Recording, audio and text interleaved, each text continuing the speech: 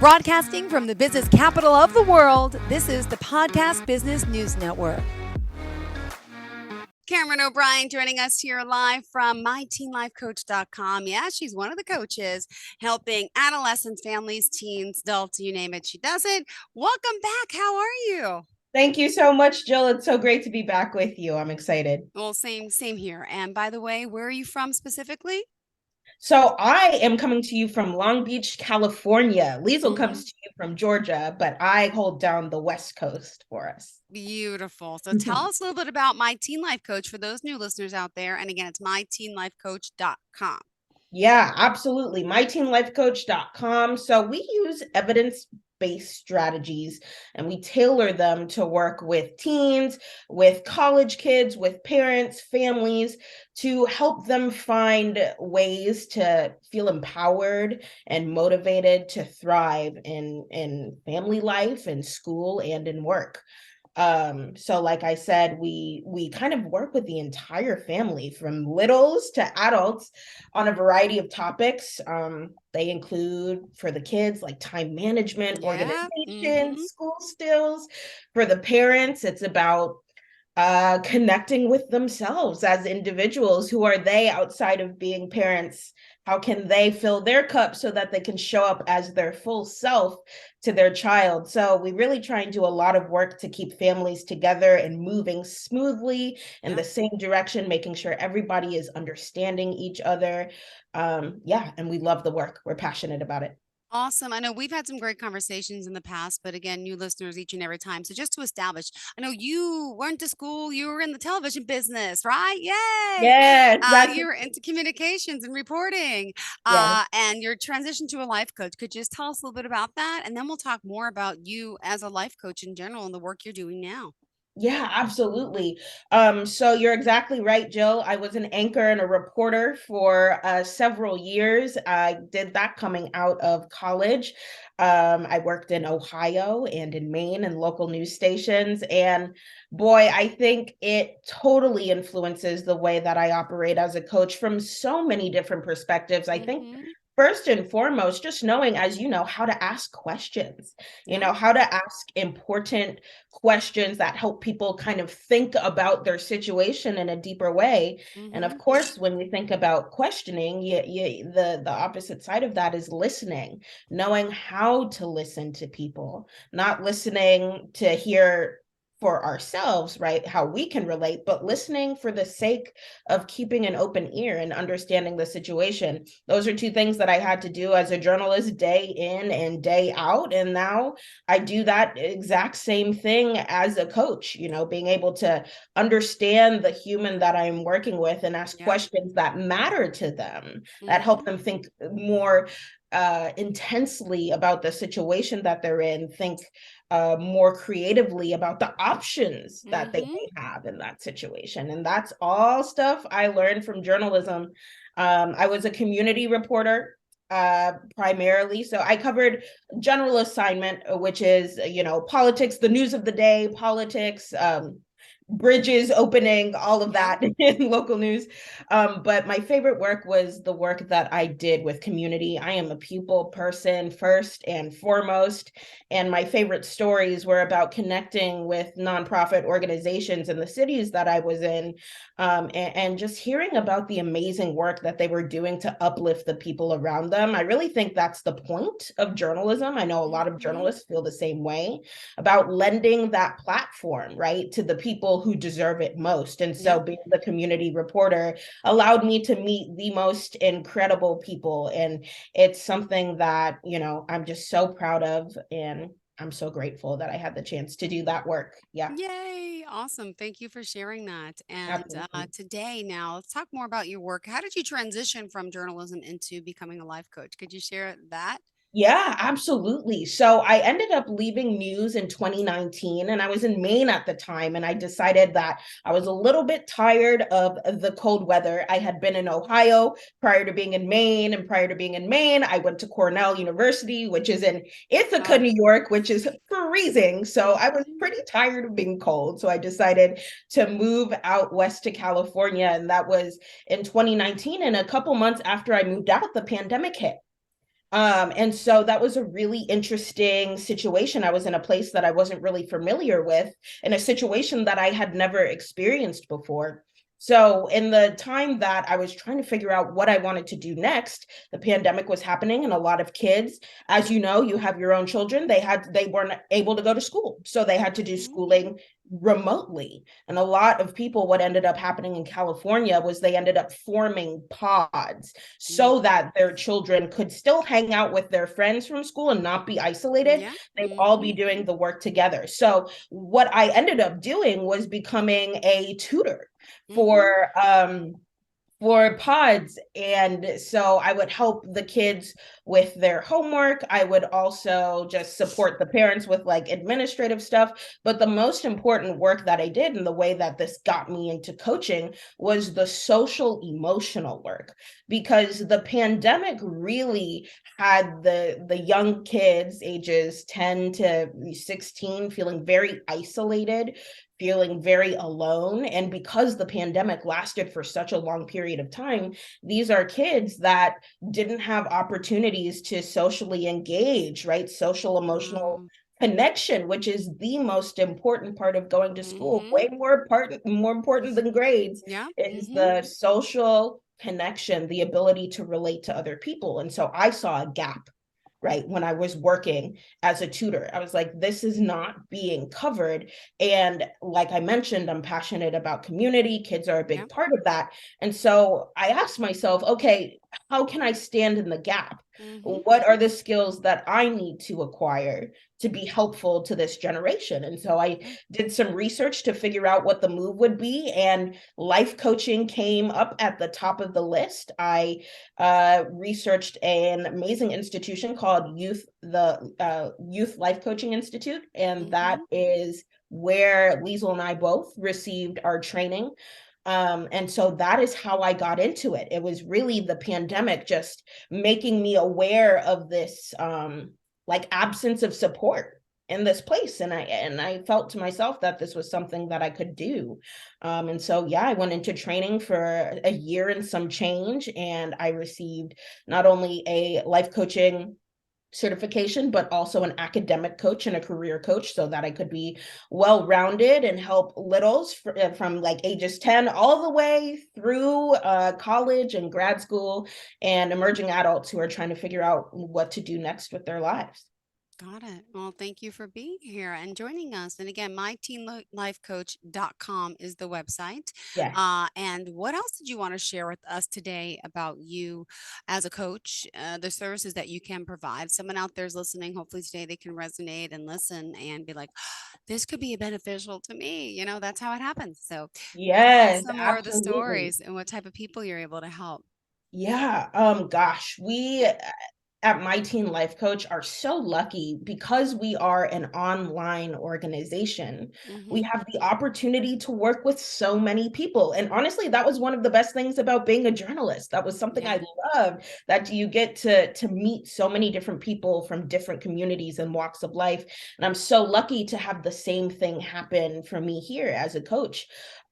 So we serve not only young kids like ages Mm-hmm. 10, 11, and 12. And what do we help the young kids with? Well, we help them with their social, emotional skills. And at that point, they're still pretty young. So they're trying to figure out how to make friends, how to feel like I belong, what do I care about, what kind of Mm-hmm. hobbies am I interested in. So that's what we help the young ones kind of figure out for themselves. But as you get into ages 14, 15, 16, 17, those kids are kind of transitioning into the next phase of their life, which is Yeah. college or career. So a lot of our work there is geared towards, okay, how can I approach my studies in a way that makes sense to me? What are my strengths? What am I really good at?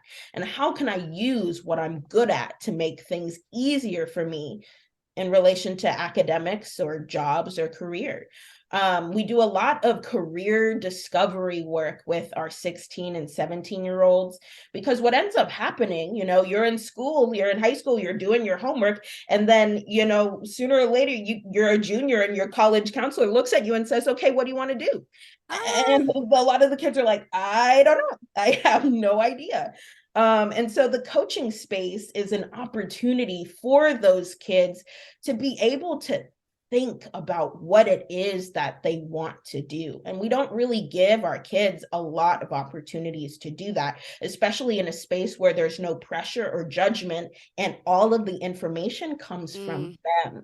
Right. So it's all self-driven by that teen. And so career discovery looks like evaluating what that person's strengths are, what their personality is like, what kind of future vision do they want for themselves. When they're looking 10 years in the future in their mind's eye, they're trying to see what they want. What does it look like? You know, where do they want to live? What kind of lifestyle do they want to have? Who do they want to be helping?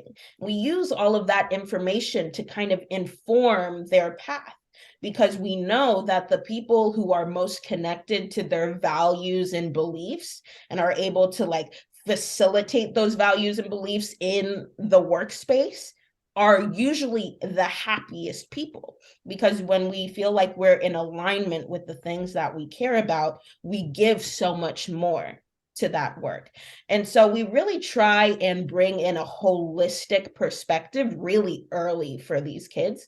Once they get to know themselves and learn how to best understand themselves alongside of that career discovery coaching, we've just been so lucky to see so many kids just thrive after that kind of work. And so that's the work that we do with our young ones, and the folks who are in college or trying to discover the career path. It's similar work, but those clients are a bit more autonomous because they're a little older, right? They're 21, 22, 23.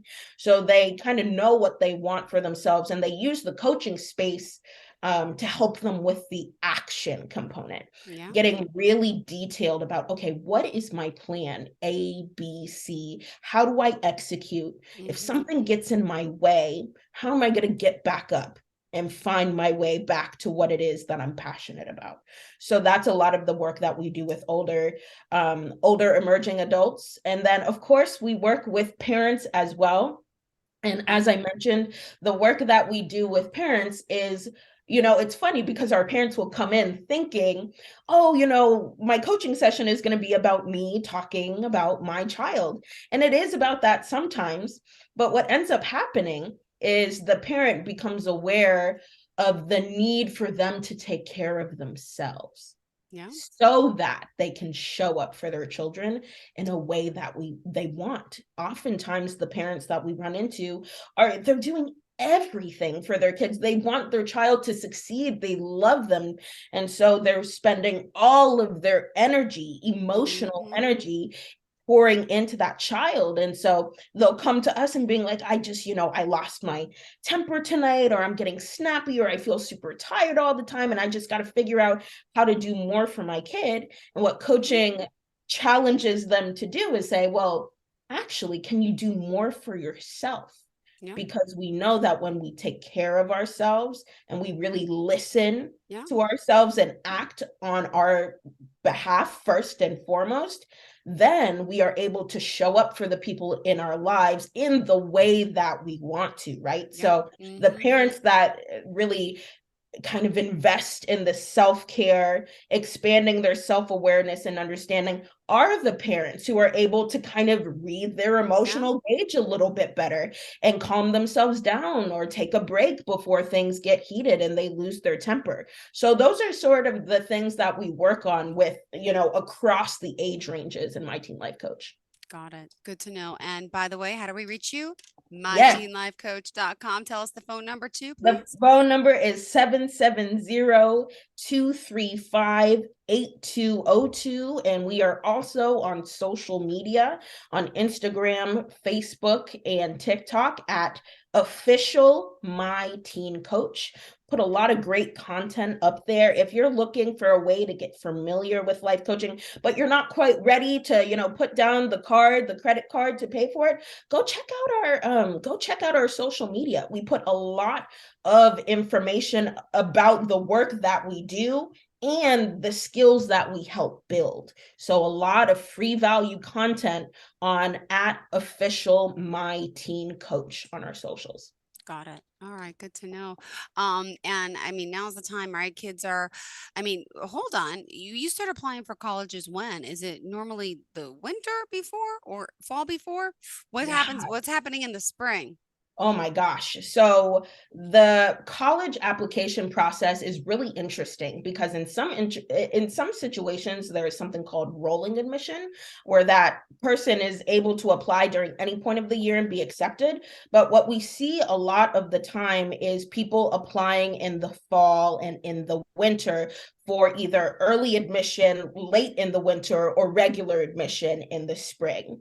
And so, where are we now? Gosh, with our clients who have been accepted into college, some of the things that we're focusing on really broad spectrum with the kids is it's April. So, this is the final push Hmm. towards the end of the year for the seniors or the people that are going to college. It's about keeping the grades up, even though the senioritis is Yeah. right here and itching and you're kind of over it. You're done with school, but keeping that motivation and that discipline because we know that colleges do look at spring grades Yeah. and that True. nothing is really set in stone until you are at that school. So making sure that you have everything you Is. need to keep that acceptance going.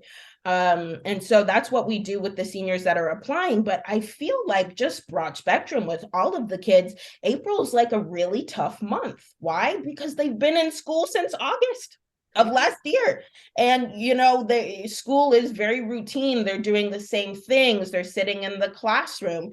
And just like adults, you get kind of tired of it. You're like kind of over it. So our challenge is how do we keep them engaged? How do we help parents as well keep their kids in the fight all the way through summer? And what we've discovered that works is setting several goals, but of different sizes.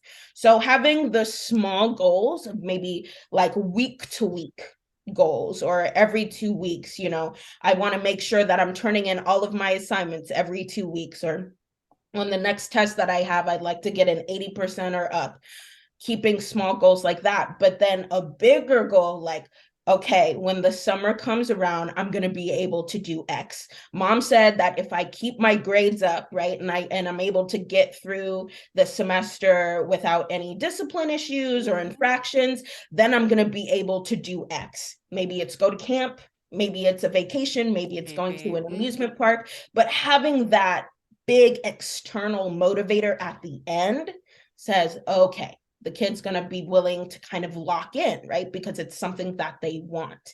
And those smaller goals are going to help them stay locked in as they move their way towards the end of the semester. Got it. And also just, other things that you can help with at My Teen Life Coach, not even just career wise for the children. What are some of the other challenges you face with teens in general that could be of service to someone out there listening, especially your mom or dad, maybe? Yeah, absolutely. A lot of teens come to us with esteem and confidence um, issues.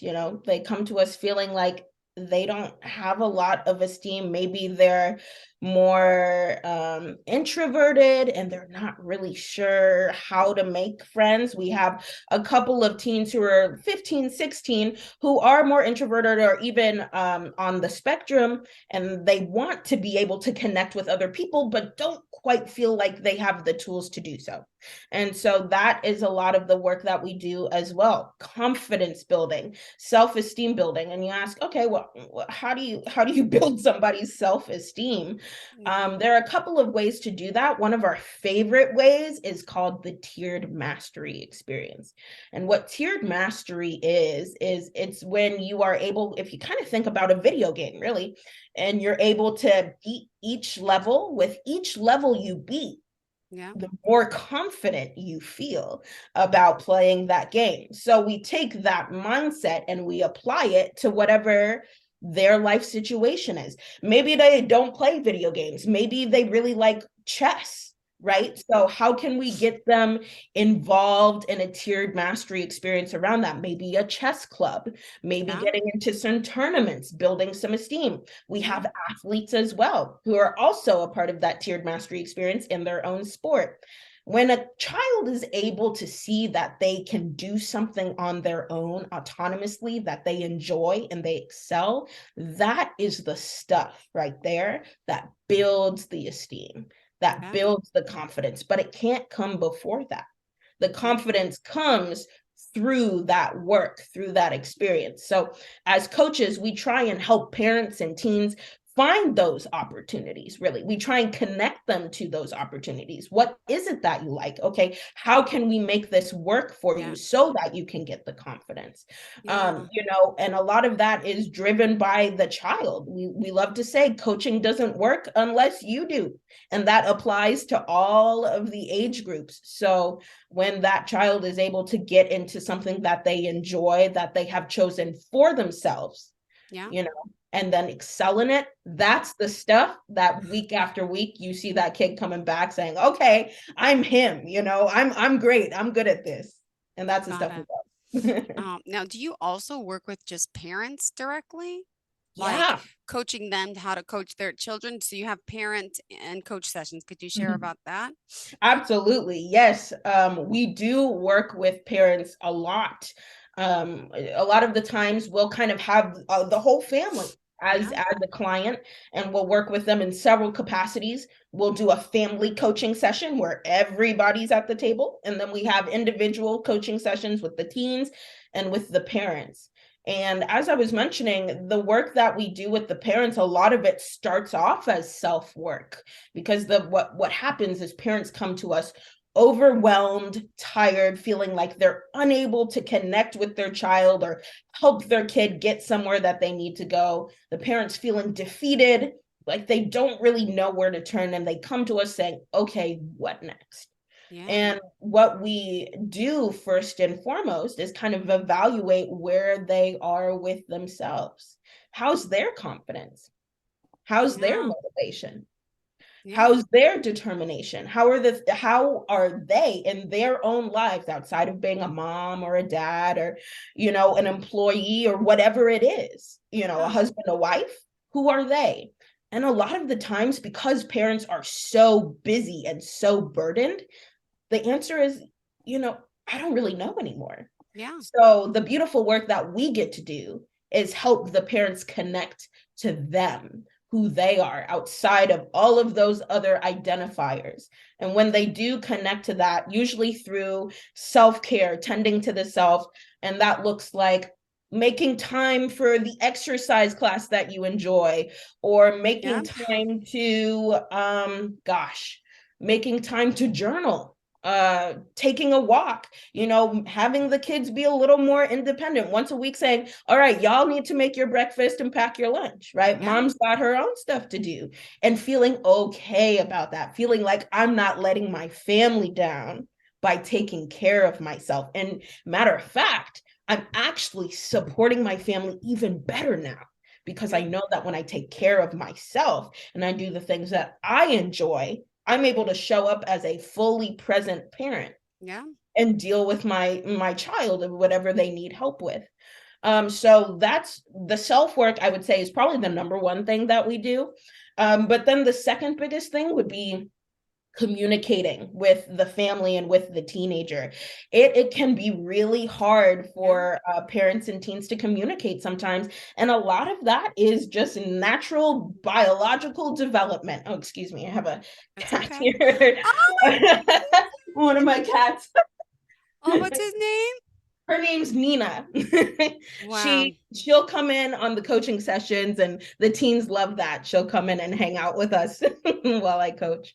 But yeah, no, the second biggest thing is communication. As I was mentioning, um, teens, as they grow up biologically, aren't really interested in communicating with the parents. What happens developmentally is the teen says, okay, I know what I've learned from home from the past 10 to 12 years. Mm-hmm. Now I want And to go outside and test and see if that's actually ah. true. I want to see if what mom and dad have been telling me is actually legitimate. So they go to their friends and people outside of the family and they spend more time with them. Yeah. But the parents don't realize that that's developmentally normal. So what happens is the parents start to get worried.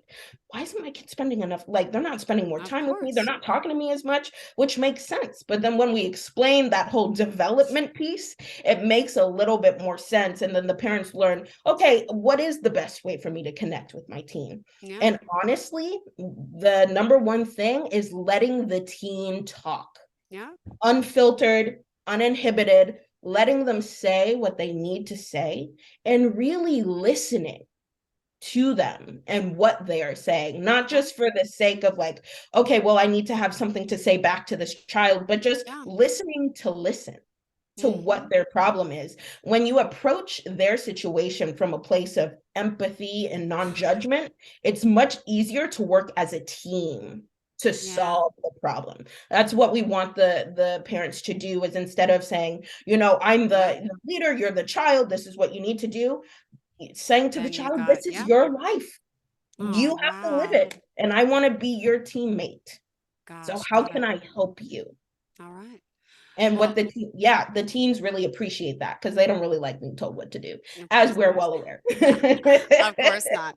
All right, we have to go. Unfortunately, Cameron O'Brien, tell us how we can reach out to you directly. Thank you. Yes, absolutely. Please reach out to us at myteenlifecoach.com. You can schedule a call with us to learn more for free about coaching and the work that we do. You can also give us a call at 770-235-8202. And if you're not ready to make that step, check us out on social media. We're there: Instagram, TikTok, Facebook at official My Teen Coach. Please reach out to us. We'd love to hear from you. Thank you so much, and send my love to Miss Liesl, and we'll talk soon. Oh, will do. Thanks Absolutely. again, Cameron. Have a great day. Thanks, Bye-bye. Joe. Are you looking for even more of the podcasts and hosts that you love? The Podcast Business News Network is proud to announce that you now have even more ways to listen live. Check out the MyTuner Radio, online radio box, and Simple Radio apps on iOS and Android, or find us online. Search for Business News Network on mytuner-radio.com, or search Podcast Business News Network on streama.com and onlineradiobox.com/US. Take your podcast on the go and don't miss a minute of the action.